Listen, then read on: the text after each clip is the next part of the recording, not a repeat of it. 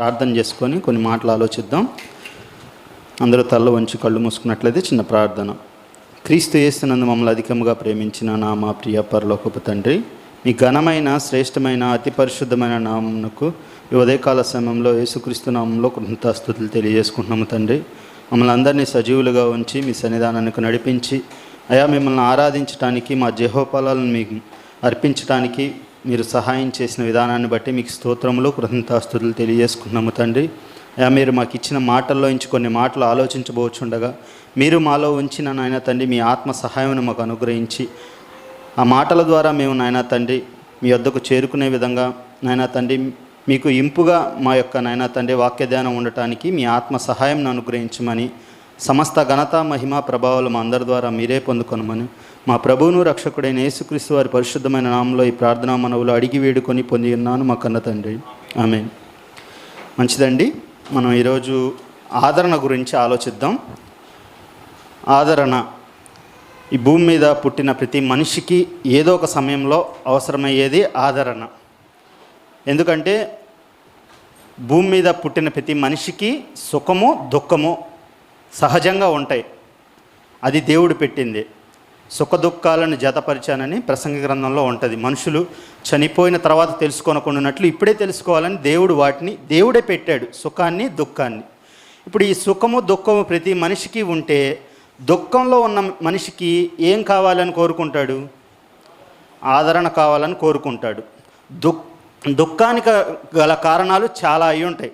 ఒక్కొక్కరికి ఒక్కో దాన్ని బట్టి దుఃఖం ఏర్పడిద్ది. కొంతమంది పరీక్షల్లో ఓడిపోవటాన్ని బట్టి దుఃఖిస్తారు. కొంతమంది కొన్ని గేమ్స్లో ఓడిపోవటాన్ని బట్టి దుఃఖిస్తారు. కొంతమంది తమతో తిరుగుతున్న వారు, తమ కుటుంబ సభ్యులు, తమ స్నేహితులు మరణిస్తే దుఃఖంలోకి వెళ్తారు.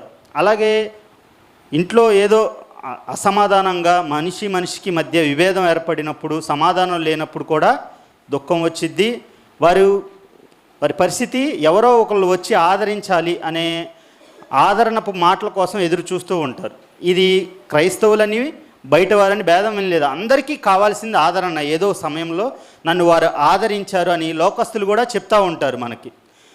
ఇవి లోకంలో చాలామంది ఈ ఆదరణకు మోటివేటర్స్గా, ఎవరైతే ఓడిపోయి నిరుత్సాహంలో ఎంతోమంది ఉంటే వారికి ఈ మోటివేషన్ స్పీచెస్ కూడా చాలామందికి ఆదరణ ఇచ్చాయని చెప్తూ ఉంటారు.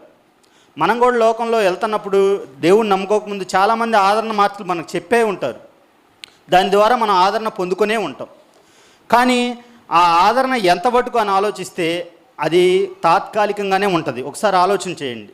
ఒక అబ్బాయి అమ్మాయి ప్రేమించుకున్నాక వారు ఏదో కారణాన్ని బట్టి విడిపారనుకో, వారి మధ్య కూడా దుఃఖం ఏర్పడి అబ్బాయి అయితే ఏం చేస్తూ ఉంటాడు?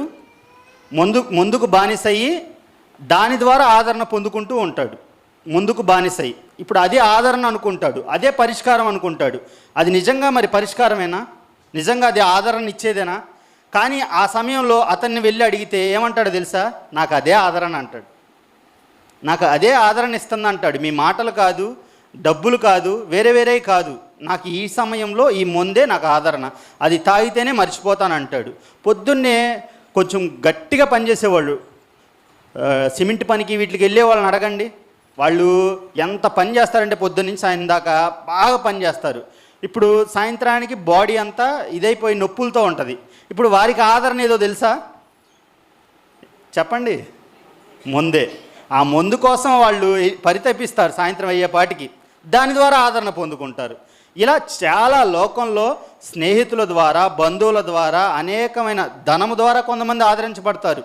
కొంత ధనాన్ని కోల్పోయినప్పుడు వెనకున్న ఇంకొంత ధనాన్ని చూసి వారే కొద్దిగా పోయింది, ఇంకా మనకు చాలా ఉంది కదా అని ఆ ధనాన్ని బట్టి కూడా చాలామంది ఆదరించబడతా ఉంటారు. ఇలా చాలా చూస్తే మనం ఆదరణ కొన్ని వాటి ద్వారా పొందుకుంటున్నాం, ఇలా కొనసాగుతున్నాం. కానీ అది వాక్యపు వెలుగులో చూస్తే అది తాత్కాలికంగాను అశాశ్వతంగానే ఉంటుంది. చూడండి, మీరు ఏది చూసినా అది మీరు ఆదరణ పొందుకోలేదా అంటే పొందుకున్నాం, వాళ్ళని తప్పుపడతానికి కూడా లేదు. కానీ అది తాత్కాలికంగానే ఉంటుంది. ఒక ప్రేమికుడు లవ్ ఫెయిల్యూర్ అయ్యి మందు ద్వారా పొందుకునే ఆదరణ ఎంతవరకు? అది ఈ లోకం వరకే, తనకు నిత్యరాజ్యాన్ని ఇచ్చేది కాదు. అది తనకు అది పరిష్కారమా? కనీసం అది తనకున్న ప్రాబ్లంకి, తనకున్న దుఃఖానికి అది పరిష్కారమా అంటే అది కూడా కాదు. కానీ ఏదో ఒకటి మన పరిష్కారమా కాదా అని పక్కన పెడితే ఏదో విధంగా నాకు ఆదరణ వస్తుంది అని అనుకుంటారు. ఇలా వేరు వేరు సందర్భాల్లో దుఃఖంలో ఉన్నవారికి అదే నాకు ఆదరణ అనుకుంటారు. కానీ దేవుడి దగ్గరికి వస్తే ఈ లోకం దేవునికి విరుద్ధంగా ఉంది. ఈ లోకంతో దేవునికి వైరం ఉంది. అందుకే మీరు ఈ లోక స్నేహం చేయొద్దంటాడు ఈ లోకంతో. కాబట్టి మనం క్రైస్తవులుగా ఇక్కడ కూడి లోకాదరణ గురించి మాట్లాడుకోవటం వల్ల ఏమీ ఉపయోగం లేదు. అది మనకి ఆల్రెడీ దొరుకుతుంది, అందుతుంది కూడా. అది లేఖనాల ముందు ఎలా ఉందంటే అశాశ్వతంగాను కొంత మటుకే తాత్కాలికంగా ఆదరణ ఇచ్చేదిగా కనపడుతుంది బైబిల్ వెలుగులో. కాబట్టి మనం శాశ్వత కాల ఆదరణ ఏది అని మనం ఆలోచిస్తే, ఇప్పుడు ఆదరణ అంటే రకరకాలుగా ఉంటుంది. సిచ్యువేషన్ బట్టి ఆదరణ మారిద్ది. ఒక కుటుంబంలో ఒక చనిపోయిన వ్యక్తికి ఆదరణ కొన్ని దేవుని మాటల ద్వారా అందుతాయి ఆయనకి. అలాగే ఒక ఆకలి కొన్నవాడు బాగా ఆకలిగా ఉంటే ఆ వ్యక్తికి ఆదరణ ఎలా దొరికిద్ది? ఎవరో ఒకళ్ళు అన్నం పెడితే. ఒక బట్టలు లేని వ్యక్తి చినిగిపోయిన బట్టలు వేసుకొని ఇబ్బంది పడుతూ కొనసాగుతున్నాడు అనుకోండి, ఇప్పుడు ఆ వ్యక్తికి ఏం ఆదరణ ఇస్తాయి? మనం వెళ్ళి ఆ బట్టలు ఇస్తే ఆదరణ వచ్చింది. అలాగే ఎంతోమంది ఇబ్బందుల్లో ఉన్నప్పుడు రకరకాల సమాధానం లేని పరిస్థితుల్లో మనం వెళ్ళి సమాధానకరమైన మాటలు చెప్పినప్పుడు వారికి ఏమొచ్చిద్ది? ఆదరణ వచ్చింది. అంటే ఆదరణ అనేది ఒక గొడుగు అయితే దాని కింద అనేక లక్షణాలు ఒక్కొక్క టైంలో ఒక్కొక్క పరిస్థితిని బట్టి ఒక్కొక్కటి ఆదరణగా మనకి కనబడుతుంది. అన్నిటికీ ఒకటే కాదు. ఓ మనిషి చనిపోయిన దగ్గరికి వెళ్ళి ఈ 100 రూపాయలు తీసుకుని ఆదరణ పొందు అంటే ఆదరణ పొందుతాడా? పొందడు. అదే ఒక ఆకలి కొన్న వ్యక్తి దగ్గరికి వెళ్ళి ఈ 100 రూపాయలు తీసుకొని ఏదైనా తినంటే ఆదరించబడతాడు. అంటే ఒక్కొక్క సమయంలో ఒక్కొక్కటి దానికి తగ్గట్టు ఆ పరిస్థితులకు తగ్గట్టు వస్తేనే అది ఆదరణ అయ్యిద్ది. ఒక పరిస్థితికి కాకుండా ఆ పరిస్థితికి తగ్గట్టుగా కాకుండా వేరే చేస్తే ఆ వ్యక్తికి ఆదరణ రాదు. అలా మనం చూస్తే బైబిల్ గ్రంథంలో చాలామంది దుఃఖం గుండా వెళ్ళారు. అందులో మనకు బాగా పరిచయమైన యోబు గారు. ఊజు దేశం అందు భక్తిపరుడైన యోబు అని ఒక యథార్థవంతుడు ఉన్నాడు. ఆయనకి ఇది దేవుని ద్వారా మనకు తెలుసు ఆయనకి పరీక్ష అని, ఆయనకి ఇలా ఉందని. మనం గ్రంథం చదువుకున్నాం కాబట్టి మనకు తెలుసు. ఈ గ్రంథం లేకుండా ఆయన జీవితం అట్లా చూస్తున్నాం అనుకోండి, మనకే అర్థం కాదు. ఆయనకి ఆ సమయంలో ఆయనకే అర్థం కాల దుఃఖం.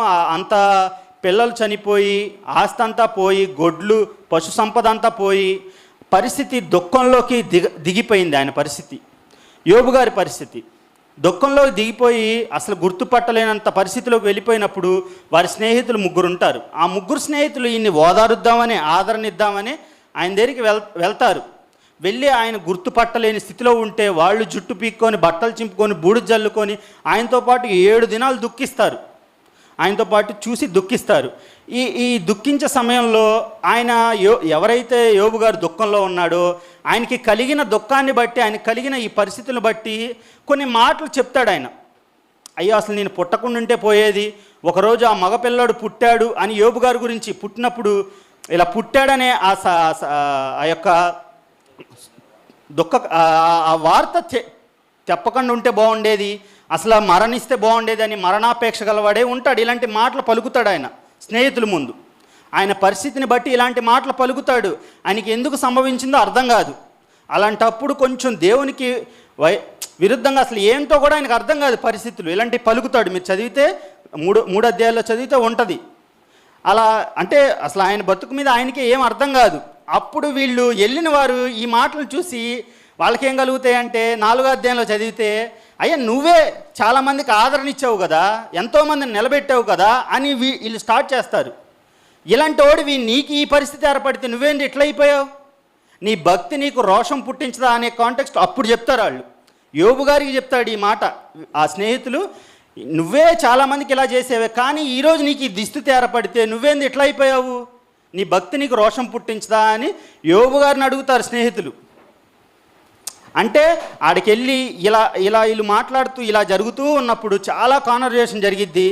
ఆ కాన్వర్జేషన్ అంతా జరిగేప్పుడు యోబు గారు ఒక మాటలు మాట్లాడతారు, చూద్దాం. అది యోబు గ్రంథం 16వ అధ్యాయము 2వ వచనం చదవండి. ఇప్పుడు వీరు ఆదరించడానికి ఈయన దగ్గరికి వచ్చారు కదా, ఆ పరిస్థితులు అలా కొనసాగుతున్నప్పుడు వారి స్నేహితుల గురించి ఈయన చెప్తున్న మాట చూద్దాం. యోబు గ్రంథం 16వ అధ్యాయము 2వ వచనం. అందుకు యోబు ఇలాగు ప్రత్యుత్తరం ఇచ్చును, ఇట్టి మాటలు అనేకంలో నేను విని ఉన్నాను, మీరందరూ బాధకే కర్తలు కానీ ఆదరణకు కర్తలు కారు.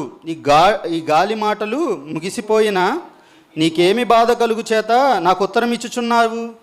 చూడండి, ఇక్కడ చూస్తే ఓదార్చటానికి, ఆదరణ అందియటానికి యోబు గారి దగ్గరికి 3 స్నేహితులు వచ్చారు.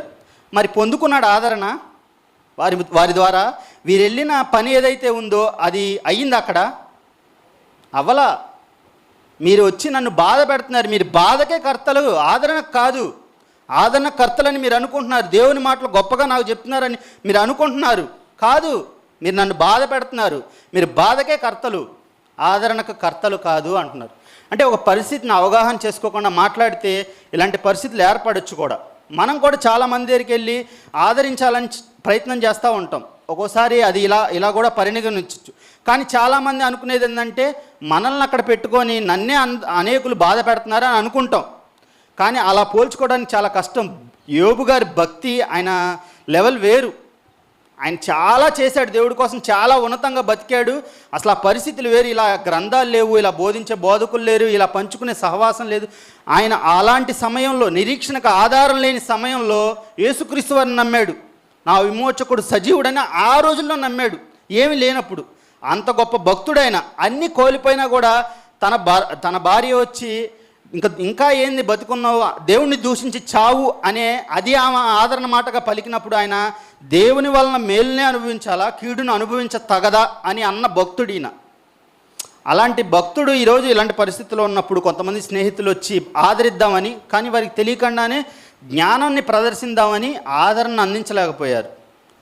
కాబట్టి మనం కూడా ఏదన్నా ఆదరించడానికి ఎవరి దగ్గర వెళ్తున్నప్పుడు మనం వారిని ఆదరించే విధంగా వారి పరిస్థితిని అవగాహన చేసుకొని దేవుని మాటలనే వారికి అందించాలి. మన సొంత జ్ఞానాన్ని వారికి అందించామనుకోండి, ఒక్కోసారి అది ఆదరణ అందిదు. అలాగే సేమ్ టైం ఏం జరిగిద్దంటే అది తాత్కాలిక ఆనందం కూడా జరిగిద్ది. అర్థమైందా? లోకంలో వద్దు, మనం దేవుని మాటలను వాళ్ళకి ఆదరణగా అందిద్దాం. అంటే మనకేం తెలిసి ఉండాలి? ముందు లేఖనాలు తెలిసి ఉండాలి, దేవుడిచ్చే ఆదరణ మనకు తెలిసి ఉండాలి. యోహాను సువార్త 14:27 యేసుక్రీస్తు వారు అంటారు, నేను ఈ లోకం ఇచ్చినట్టుగా మీకు శాంతిని అనుగ్రహించట్లేదు అంటాడు. అంటే లోకం ఒక శాంతిని అనుగ్రహిస్తుంది. శాంతి అన్న చోట పుట్టినట్లు సమాధానము అని ఉంటుంది. అంటే ఈ లోకం ఇచ్చినట్టుగా సమాధానం ఇవ్వట్లా దేవుడు, వేరే విధంగా ఇస్తున్నాడు. ఆయన సమాధానం వేరు. ఆయన సమాధానం శాశ్వత కాలం ఉంటుంది, నిత్యరాజ్యానికి చేర్చే విధంగా ఉంటుంది. అంటే ఇలా మనల్ని మనం పరీక్ష చేసుకున్నప్పుడు అలాంటి మాటలు ఏమైనా మనం పలుకుతున్నామేమో, ఆదరించట్లేదేమో అని పరిశీలన చేసుకుందాం. అలాగే దావీదు గారు, మహాభక్తుడు దావీదు గారు కూడా సౌలు రాజు చేత ఎన్నోసార్లు తరమబడి ప్రాణాపాయ స్థితిలో చేరాడు. ఎన్నో మార్లు తన కొడుకే అబ్షాలోమే చంపబోతుంటే అడవుల్లోకి పారిపోయాడు. షిమీ లాంటి వ్యక్తి దూషించినప్పుడు ఎంతో బాధపడ్డాడు. ఆ బాధపడిన స్థితిలో కూడా దేవుడే అనుమతించాడేమో అని వదిలేస్తాడు ఆయన. దేవుడే ఆ మాటలు పలకటానికి అనుమతించినప్పుడు మనం ఎందుకులే అంటారు స్నేహితులు. ఆయన దగ్గర ఉన్న సైన్యం తల తీసుకొచ్చేస్తామంటారు. కానీ ఇప్పుడు వద్దు, నాకు ఇది కాదు, దేవుని మాట ఆయన నిలబడతాడు. ఇలాంటి భక్తుడు జీవితంలో చాలాసార్లు సౌలు గారు ఎన్నో కొండల్లో గుహల్లో ఆయన దాగి తిరుగుతున్నప్పుడు ఏడున్నాడు దావీదు గారు అని తెలియగానే సైన్యాన్ని తీసుకొని వెళ్ళిపోతాడు చంపడానికి. ఇలాంటి ఎన్నో పరిస్థితులు ఆయన ఉన్నప్పుడు ఒక మాట రాస్తున్నాడు చూడండి.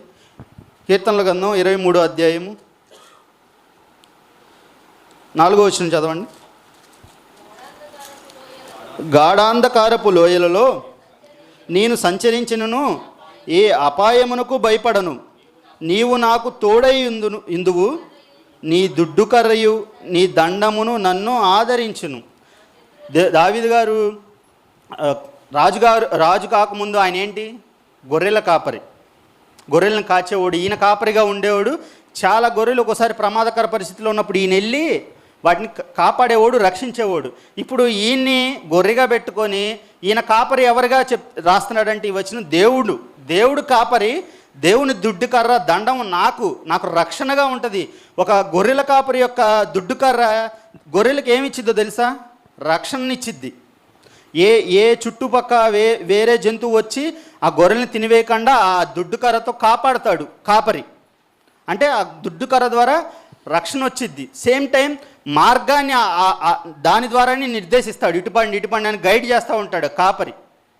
అంటే దేవుణ్ణి తన కాపరిగా పెట్టుకొని నాకు ఏ సమయం నేను గాఢాంధకారపు లోయలలో అలాంటి సమస్యలు గుండా వెళ్ళినా, నా మరణపు స్థితి వచ్చినా కూడా దేవుడు నాకు కాపరిగా ఉన్నాడు, ఆయన దుడ్డుకర్ర నాకు రక్షణ ఇచ్చిద్ది, ఆయన దండం నాకు ఇచ్చిద్దని ఒక కాపరి చేసే లక్షణాన్ని దేవుడికి పెట్టి ఆయన ఆదరణ పొందుతున్నాడు. దేవుడు నన్ను ఆదరిస్తాడని లేఖనాలను ఆధారం చేసుకుని ఆయన ఆదరించబడుతున్నాడు. మనం కూడా ఎప్పుడైనా ఆదరణ కావాల్సినప్పుడు లోకంలోకో వేరే దగ్గరకో వెళ్ళటం కాదు, మనం ఫస్ట్ లేఖనాల దగ్గరికి రావాలి. మనుషులు ఇచ్చే ఆదరణ కొంత మటుకే. మనం అనుకుంటాం సహజంగా, ఏదైనా బాధ కలిగినప్పుడు ఎవరో ఒకళ్ళు ఉంటే బాగుండు, ఎవరో ఒకళ్ళు మాటలు చెప్తే బాగుండు అని అనుకుంటాం, కానీ అవి కొంత మటుకే స్వల్పకాలపు ఆదరణే వచ్చింది. దానివల్ల పెద్ద ప్రయోజనం ఏమి ఉండదు. ఉంటుంది, అది తాత్కాలికం. నేను ఉండదు అని చెప్పట్లా, మీరు గమనించండి. తాగుబోతాడు కూడా అనుకుంటాడు తాగటం ఆదరణ అని.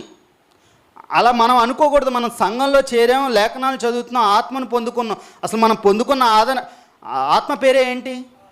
ఆదరణకర్త. ఇందాక యోహాను సువార్తలో నేను చదివించింది కూడా అది మీకు ఆదరణకర్తను పంపిస్తాడని చెప్పే కాంటెక్స్టే. అది కూడా యోహాను సువార్త 15:27. మనలో ఆదరణకర్త ఉన్నాడండి. మనల్ని ఆదరించడానికి ఎవరైతే ఈ దుఃఖాన్ని పెట్టాడో ఆ దేవుడే మనకు ఆదరణ ఆయనే ఇస్తున్నాడు. దుఃఖం పెట్టినవాడే కదా మళ్ళా దానికి సొల్యూషన్ ఇస్తున్నాడు. కానీ మనం దాన్ని చూడకుండా ఎటెటో వెళ్ళిపోతాం. ఎవరి మాటల కోసమో పరితపిస్తూ ఉంటాం. లోకంలో ఏదో 4 మాటలు బాగా చెప్పంగానే భలే ఆదరణ వచ్చిందే అనుకుంటాం, కానీ అది తాత్కాలికమే. ఒకసారి ఆలోచించండి, పరిష్కారం మీరే ఆలోచించండి. వాళ్ళు ఇచ్చే పరిష్కారం శాశ్వత కాలంగా ఉండదు. సంఘంలో ఒక 2 పరిశుద్ధులు, క్రీస్తు ద్వారా పరిశుద్ధులైన వ్యక్తుల మధ్య గొడవ వచ్చింది అనుకోండి. ఒక ఎగ్జాంపుల్కి గొడవ వచ్చింది, ఏదో ఒక విషయం మీద భేదాభిప్రాయాలు ఏర్పడ్డాయి. లోకంలోకి వెళ్ళి ఒక స్నేహితుడికి చెప్పారు. లోకంలో స్నేహితుడికి ఇలా జరిగింది ఒక విషయమే, నేను ఎంతో ప్రేమించిన అమ్మాయి ఇట్లా చేసింది అని అన్నారు అనుకోండి. లోకంలో వాడు ఏం చెప్తాడు తెలుసా మీకు? ఏం చెప్తాడు? నీ ఎంత మంచిదాన్ని అది ఎట్లా ఇట్లా చేసింది, నీ ఎంత మంచోడిని నేను ఎట్లా నీ మీద గొడవకు వచ్చింది, పోట్లాటకు వచ్చాడు, బుద్ధి లేదు వాళ్ళకి, నువ్వు ఎంత మంచోడో వాళ్ళకి తెలియట్లేదు, నీ విలువ తెలియట్లేదు అని ఇలా నీకు రేపుతారు. ఇవి నీకు ఆ క్షణం ఎలా ఉంటాయి ఆ మాటలు? ఎంత ఆదరణ, వీళ్ళు అర్థం చేసుకున్నారు, కానీ నా మంచితనం వాళ్ళు అర్థం చేసుకోలేపారు అనుకుంటాం లేదా? ఈ ఆదరణ లేఖనాల దగ్గరికి వచ్చి పెడితే నిజంగా మంచిదేనా అది? ఇప్పుడు ఆ లోకంలో నుంచి వచ్చిన ఆదరణ దేవుని ముందు పెట్టి ఇది మంచిదేనా ప్రభు అని అడిగితే మంచిదేనా? పుచ్చుకొనుట కంటే ఇచ్చుట ధన్యము, మీ సొత్తులను అపహరించినా వదిలేయండి. ఇది దేవుని లేఖనం. మనం హింసించబడుటకే పిలువబడితే ఇది దేవుని లేఖనం. ఇది తీసుకెళ్ళి లోకంలోకి వెళ్ళి చెప్తే వాళ్ళు ఇచ్చే స్వల్పకాలపు ఆదరణ గురించి మనం దీన్ని చిన్నబుచ్చుకుంటున్నాం. ఏమన్నా ఉంటే మనం ఇక్కడిక్కడే సొల్యూషన్ చేసుకొని, నిజంగా అంత బాధే ఉంటే వారితోనే ఎదురు కూర్చొని ఈ మాట ద్వారా నేను నొచ్చుకున్నాను, బాధపడ్డానని చెప్తే ఇక్కడ నిజంగా ఎదుటి వ్యక్తి కూడా కరెక్ట్ అయిన వ్యక్తి అయితే అయ్యో బాధపడ్డావా, నేను అలా అనలేదు, మనం అట్లా ఉండకూడదు, మనం ఒకే క్రీస్తు శరీరంలోని అవయవం, క్షమించని అడిగేస్తారు. ఇక్కడితో అది అయిపోయిద్ది. అవునా కాదా? అంటే దైవ సంబంధమైన ఆదరణ చూడండి ఎంత బాగుంటుందో. ఇదే లోకంలో తీసుకెళ్ళాము కూడా ఇలా ఉండదు. అది మనల్ని అశాశ్వతమైన జీవితానికి తీసుకెళ్లే విధంగా ప్రేరేపిస్తారు. అది వారికి కూడా తెలియదు. ఎందుకంటే వారికి నిత్య జీవం పైన వారికి ఏం అవగాహన ఉంటుంది చెప్పండి? ఉండదు. వారికి కనపడే ఈ అల్పకాలం దాని గురించి ఆలోచిస్తారు, కానీ శాశ్వత కాలం గురించి వారికి ఆలోచన ఉండదు. కాబట్టి మనలోనే ఆత్మ ఉన్నాడండి, పరిశుద్ధాత్ముడు. ఆయన ఆదరించేవాడు. ఏ రోజైనా మనకు దుఃఖం కలిగినప్పుడు మనస్ఫూర్తిగా దేవుని ఎదుట, అయ్యా నీవు నాకు ఇలా ఆదరణకర్తను అనుగ్రహించావు, ఆయన ద్వారా నాకు ఆదరణ ఇవ్వయ్యా అని ఎప్పుడైనా మనం అడిగామండి? నిజం చెప్పండి, ప్రార్థన చేసి కళ్ళు మూసుకొని నాకు దుఃఖంగా ఉంది, నాకు ఇలాంటి పరిస్థితి ఉంది. ఇప్పుడు దావీదు గారు అదేగా, ఆయన దుఃఖ స్థితిలో నా కాపరి ఆయన, నా దుడ్డుకర్ర ఆయన, నన్ను రక్షించేవాడు ఆయన అని ఆయన చెప్పిన విధంగా మనం ప్రార్థనలో ఎప్పుడైనా ఇలా ఆదరించబడ్డామా? మన ప్రార్థనలో ఎప్పుడైనా ఆదరించబడ్డామా? మన ప్రార్థన ద్వారా ఇంకోళ్ళని ఆదరించాలని చూస్తాం, మన ద్వారా ఇంకోళ్ళని ఆదరించాలని చూస్తాం, కానీ అసలు మనకేది ఇచ్చాడుగా దేవుడు ఆదరణకర్తని, కొలత లేకుండా మనకి అసలు అపరిమితంగా ఇచ్చాడు. ఎప్పుడైతే బాప్తీసం పొందుకుంటున్నాం, మన ఆత్మను పొందుకుంటున్నాం. ఆత్మ మీద ఆధారపడటం తగ్గిపోయింది. దైవజనులు ఒకసారి మనకి పరిశుద్ధాత్మ గురించి చెప్పాడు. యేసుక్రీస్తు వారు భూమి మీద ఉన్నప్పుడు ఆయన పరిశుద్ధాత్మ మీద ఆధారపడి చాలా సూచక్రియలు చేశాడంటారు. అంటే మనం కూడా ఇక్కడ భూమి మీద ఉన్నప్పుడు ఆయన మీద ఆధారపడి, అది క్రమం, దేవుడు పెట్టిన క్రమం. దేవుని ఆత్మ మీద ఆధారపడాలి అనేది దేవుడు పెట్టిన క్రమం. కానీ మనకు తెలియక ఆత్మ మీద ఆధారపడడం, ఆయన ఇచ్చే ఆదరణ పొందుకోం, వేరు ఆదరణలు పొందుకుంటాం. చూద్దాం, చూడండి యోహాను సువార్త 14వ అధ్యాయము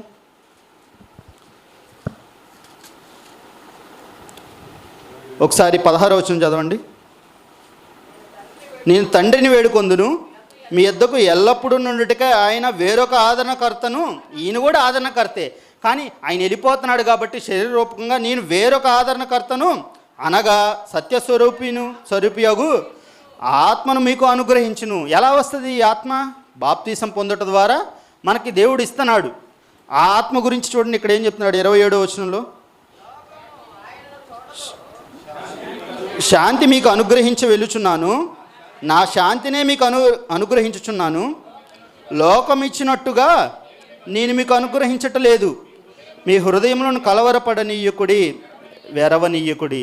మనకు కూడా ఇలాంటి పరిస్థితులు ఏర్పడినప్పుడు, ఆ వెరిచే పరిస్థితులు, కలవరపడే పరిస్థితులు ఏర్పడినప్పుడు ఈ ఆత్మ మీద ఆధారపడాలని మనకి ఇచ్చాడు పరిశుద్ధాత్ముడిని. మనం ఇది తెలియక ఎవరో ఇచ్చే ఆదరణ కోసం ఎదురు చూపులు చూస్తూ ఉంటాం. ఎవరో వస్తే బాగుండు, పాస్టర్ గారు వస్తే బాగుండు, సహోదరులు వస్తే బాగుండు, వాళ్ళు వస్తే బాగుండు, వీళ్ళు వస్తే బాగుండు అలా అనుకుంటాం. కానీ మనలోనే ఉన్నాడు రెడీగా. దీని మీద ఆధారపడం, దీని ద్వారా ఆదరణ పొందుకోక ఎంతోమంది మనశ్శాంతి లేక గొడవలు, అల్లర్లు, విభేదాలు ఇలాంటివి ఏర్పడుతున్నాయి. దుఃఖంలో నుంచి ఏడకి వెళ్ళిపోతారంటే నన్ను సరిగా ఆదరించలేదని వైరాగ్యం వైపు వెళ్ళిపోతారు. అలా ఉండకూడదు. మనకు ఆత్మ ఉన్నాడు కాబట్టి ఇందాక మనం వాక్యపట్నంగా చదువుకున్న ఆ వచనంలోకి చూద్దాం. అది ఎందుకు నేను చదివించానంటే మత్తయి సువార్త 25వ అధ్యాయము 35 నుంచి చదవండి. నేను ఆకలిగొంటిని. ఇది రేపు పైన మీకు చదివితే తెలిసిద్ది. రేపు దేవుడు అందరికీ పరలోకం ఇచ్చేప్పుడు గొర్రెలను మేకలను వేరుపరిచే సమయం ఇది. గోధుమలను గురుగులను వేరుపరిచే సమయంలో కాంటెక్స్ట్లో రాసింది. చూడండి, పైన నుంచి చదివితే మీకు అర్థమైంది. తర్వాత చదవండి. ఇప్పుడు 35వ వచనం చదవండి. నేను ఆకలిగొంటిని, మీరు నాకు భోజనం పెట్టి తిరిగి, దప్పికగొంటిని, నాకు దాహం ఇచ్చి తిరిగి, పరదేశినై ఉంటిని, నన్ను చేర్చుకొంటిరి, దిగంబరినై ఉంటిని, నాకు బట్టలు ఇచ్చి తిరిగి, రోగినై ఉంటిని, నన్ను చూడవచ్చి తిరిగి, చెరసాల్లో ఉంటిని, నా యొద్దకు వచ్చి తిరిగి అని చెప్పాను. అందుకు నీతిమంతులు, ప్రభువా, ఎప్పుడు నీవు ఆకలిగొంటే చూచి ఆహారం ఇచ్చితిమి, నీవు దప్పిగొన్నప్పుడు ఉండుట చూచి ఎప్పుడు దాహం ఇచ్చితిమి. ఇప్పుడు యేసుక్రీస్తు వారు అంటున్నారు, నేను ఆకలిగొంటే మీరు ఆహారం ఇచ్చారు, నేను బట్టలు లేని స్థితిలో, వస్త్రం లేని స్థితిలో ఉంటే మీరు వస్త్రాలు ఇచ్చారు, చెరసాల్లో ఉంటే ఇలా పరామర్శించారు, రోగినై ఉంటే నన్ను ఆదరించారు. ఇలా ఇవన్నీ చెబుతున్నాడు. చూడండి, రేపు పరలోకం ఇచ్చేప్పుడు నువ్వు ఇంత జ్ఞానం ప్రకటించావు కాబట్టి రా పరలోకం, ఈ లోకం పుట్టినది మొదలుకొని ఆశీర్వదించబడిన వారులారా రెండు అంటల్లా. ఇంత జ్ఞానాన్ని ప్రకటించారు కాబట్టి రెండు అంటల్లా. ఇంత జ్ఞానాన్ని నేర్చుకున్నారు కాబట్టి రెండు అంటల్లా. చూడండి ఎంత అంటే ఈ ఎవరైతే ఈ పొందుకుంటున్నారో ఈ అల్పులైన సహోదరుల్లో వారికి ఇది ఏంటి? ఆదరణ. వస్త్రం లేనికి వస్త్రం ఇవ్వటం ఏంటండి? ఆదరణ. చెరసాల్లో ఉన్న వారికి వెళ్ళి ఒకరు పరామర్శిస్తే వారికి ఏమొచ్చిద్ది? ఆదరణ. అవునా కాదా? రోగులై ఉన్నప్పుడు మనం వెళ్ళి వారితో మాట్లాడి పరామర్శించి వారి కొరకు ప్రార్థన చేసి వచ్చినప్పుడు ఏమొస్తుంది వారికి? ఆదరణ. ఆదరణ గురించి చూడండి, అంటే ఆదరణ రేపు పరలోకం చేరేప్పుడు ఆదరించారు కాబట్టి ఈ అల్పులైన నా సహోదరుల్ని అంటే నాకు చేశారు మీరు అని ఆయన చెప్తూ పరలోకం ఇచ్చేప్పుడు ఈ మాటలు చెప్తున్నాడు. చూడండి, ఇంతమందికి వేల కోట్లు పంచిచ్చారు కాబట్టి రండి అంటలా. ఈ అల్పులైన నా సహోదరులు, అల్పులు అంటే ఎవరైతే అవసరతలో ఉన్నారో, ఎవరైతే ఆకల్లో ఉన్నారో, ఎవరైతే చెరసాల్లో ఇబ్బందులు ఇలాంటి పరిస్థితిలో ఉన్నారో వారికి ఇది ఇచ్చారు కాబట్టి రండి అంటున్నాడండి. కింద మీరు చదివితే ఆ పక్కన వాళ్ళని ఎడం వైపు ఉన్న వారిని ఇవి మీరు చేయలేదు కాబట్టి నిత్యాగ్నిలోకి పొండి అంటున్నాడు. ఇవి చేయలేదు కాబట్టి మనం ఏదేదో ఎతుకుతున్నాం. అక్కరగల అపోస్తుల కార్యంలో కూడా ఇదే ఉంటుంది. వారి అక్కర కొలది వారికి పంచిపెట్టి అంట.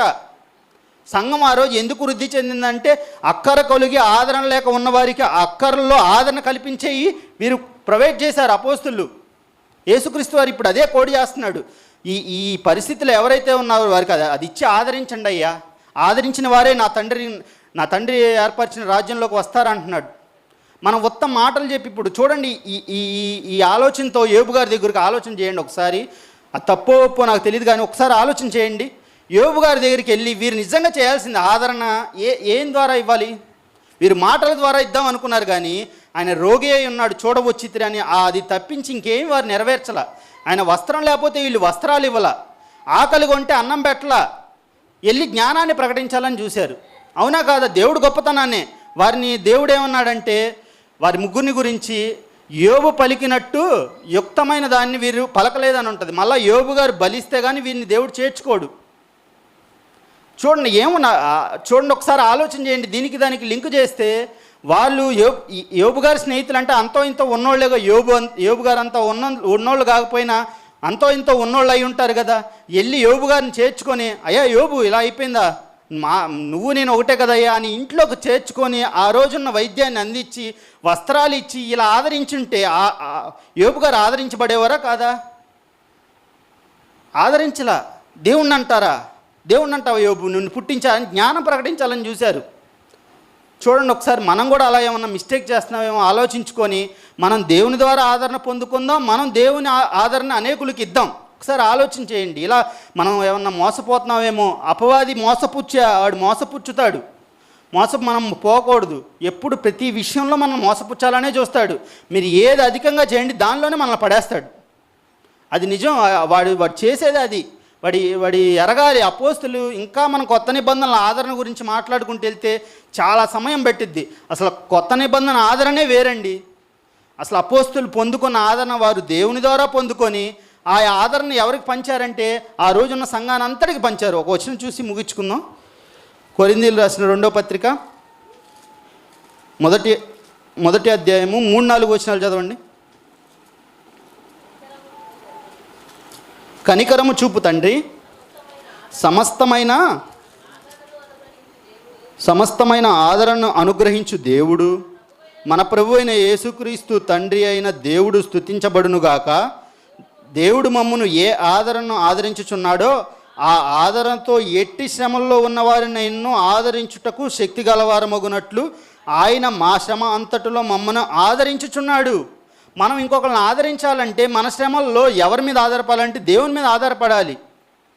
దేవుడు ఆదరణ అనుగ్రహించేది దేవుడు. మనం ఆ ఆదరణ పొందుకున్నాం అనుకోండి, ఆ ఎక్స్పీరియన్స్తో ఏం చేస్తాం? ఇంకోళ్ళని ఆదరిస్తాం. ఇలా ఆదరణ పొందుకోవాలి దేవుని యొద్ద నుంచి అని.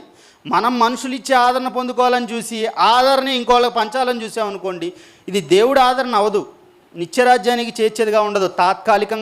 తాత్కాలిక తాయిలాలు అంటారే అట్లా ఉంటాయి, తాత్కాలికంగానే ఉంటాయి. కాబట్టి అలా కాదు.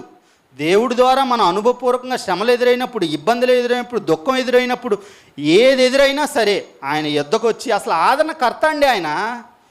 ఆదరించేది ఆయనే, ఇంకెవ్వరూ ఆదరించలేరు. ఎవ్వరు ఆదరించినా ఆయన ద్వారా పొందుకొనే ఆ నిజమైన ఆదరణ పొందుకోవాలి. అలాంటి ఆయన మనకు ఉన్నప్పుడు మనం ఎవరి దగ్గరకో వెళ్ళటం ఏంటి చెప్పండి, మీరే ఆలోచించండి ఒకసారి. కాబట్టి ఎవరి మీద వద్దు, దేవుడి ద్వారా అనుభవపూర్వకంగా నేర్చుకుందాం. ఏ శ్రమ అయినా ఈ జీవితకాలం మట్టుకే కదండి. పౌలు గారు ఏం రాశారు? ఈ జీవితకాలం మట్టుకే క్రీస్తు నందు నిరీక్షించిన ఎడల మనుషులందరికంటే దౌర్భాగ్యం అవుతాం అన్నాడు. ఈ జీవితకాలం ఇబ్బందులన్నీ స్వల్పకాలమే, ఏముండవు. ఒక్కసారి మరణించామనుకోండి చక్కగా దేవుని దగ్గరికి వెళ్ళిపోతాం మనం. అప్పుడు మనం ఆదరించారు. ఇందాక మనం చదివింది మత్తయి సువార్త 25వ అధ్యాయంలో చెప్పాలిగా మన గురించి ప్రభువారు. ఇగో ఈ అల్పుడైన నా సహోదరులు వీడికి పెట్టావు, వీడికి చేసావు, రాయ్యా అని పిలవాలిగా. మనల్ని పిలవాలంటే మనం తెలుసుకోవాలిగా. తెలుసుకొని ఎవరైతే అక్కర కలిగి ఉన్నారో, ఒక్కోసారి మాటే అక్కర, మనం వెళ్ళి దేవుని మాటను వారి దగ్గర పలికామనుకోండి, ఎంతో ఆదరణ పొందింది. ఎన్నో అనుభవాలు ఉంటాయి ఇలాంటి. అబ్బా, దేవుని మాట నాకు ఈ సహోదరుడి ద్వారా వచ్చింది, దైవజనుల ద్వారా వచ్చింది, నా సహోదరి మణి ద్వారా వచ్చింది అని చాలామంది అనుకుంటారు. మనం కూడా పొందుకొనే ఉంటాం. ఇలాంటి ఆదరణ పంచుదాం, మనం కూడా పొందుకుందాం. దేవుని ఆశీర్వాదం పొందుకొని నిత్యరాజ్యానికి మనందరం చేరాలని నా మాటలు ప్రేమపూర్వకంగా తెలియజేస్తూ కళ్ళు మూసుకున్నట్లయితే చిన్న ప్రార్థన చేసుకుందాం. మహాగణుడ, మహిమోన్నతుడ, మహాపరిశుద్ధుడైన ప్రేమగల తండ్రి, జీవము కలిగిన నాయన, గొప్పవైన మీ బంగారు పాదాలకు యేసుక్రీస్తు నామములో కృతజ్ఞతాస్తుతులు తెలియజేసుకుంటున్నాము తండ్రి. మీరు మాలో ఉంచిన ఆదరణకర్త మీ ఆత్మను మాలో ఉంచి ఆయన ద్వారా మమ్మల్ని ఆదరిస్తూ మీ లేఖనాలలోని సత్యాన్ని మా హృదయాల్లో జొప్పిస్తూ మాకు ఆదరణ అనుగ్రహిస్తూ నిత్యరాజ్యం వైపు మమ్మల్ని నడిపిస్తున్న మీ ప్రేమను బట్టి మీకు స్తోత్రంలో కృతజ్ఞతాస్తుతులు తెలియజేసుకుంటున్నాము తండ్రి. ఈ లోకంలో నాయన తండ్రి జీవిస్తున్నప్పుడు ఎన్నోసార్లు లోకంపు ఆదరణ పొందుకొని మేము ఆదరణ పొందుకున్నామని భ్రమపడ్డామేమో, క్షమించండి, మన్నించండి తండ్రి. ఇటువంటి ఆదరణ అనేకులకు పంచామేమో, క్షమించండి.